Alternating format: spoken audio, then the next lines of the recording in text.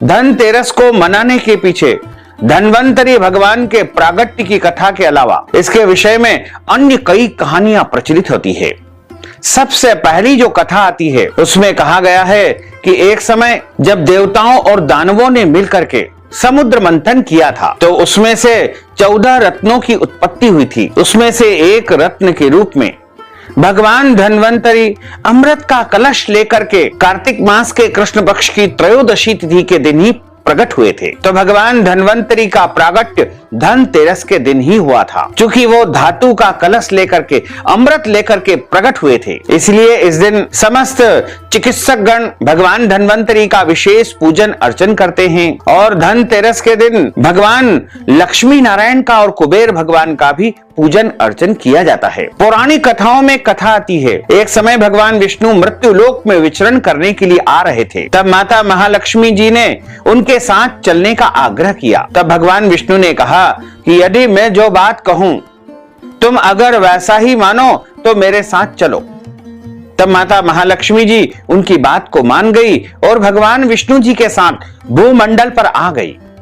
कुछ देर बाद एक जगह पर पहुंच करके भगवान विष्णु ने माता लक्ष्मी जी से कहा कि जब तक मैं न आऊं तुम यहां पर ठहरना, मैं दक्षिण दिशा की ओर जा रहा हूं, तुम उधर मत आना। भगवान विष्णु जी के जाने पर माता महालक्ष्मी जी के मन में कौतूहल जागा कि आखिर दक्षिण दिशा में ऐसा क्या रहस्य है जो मुझे मना किया गया है, और भगवान स्वयं चले गए हैं। आखिर मैं भी तो जानूं कि दक्षिण दिशा में क्या है। लक्ष्मी जी से रहा नहीं गया।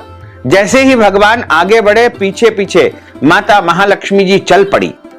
कुछ ही दूर आगे जाने पर उन्हें सरसों का एक खेत दिखाई दिया जिसमें खूब फूल लगे हुए थे।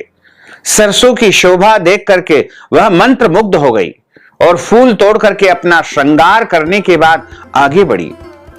आगे जाने पर एक गन्ने के खेत से लक्ष्मी जी गन्ने तोड़ तोड़ करके उनका रस चूसने लगी। उसी क्षण विष्णु जी वहां पर आ गए और यह देख करके लक्ष्मी जी पर नाराज होकर के उन्हें श्राप दे दिया कि मैंने तुम्हें इधर आने को मना किया था पर तुम न मानी और किसान की चोरी का अपराध कर बैठी। तुमने इस किसान की चोरी से गन्ने तोड़े हैं, सरसों के फूल तोड़े हैं।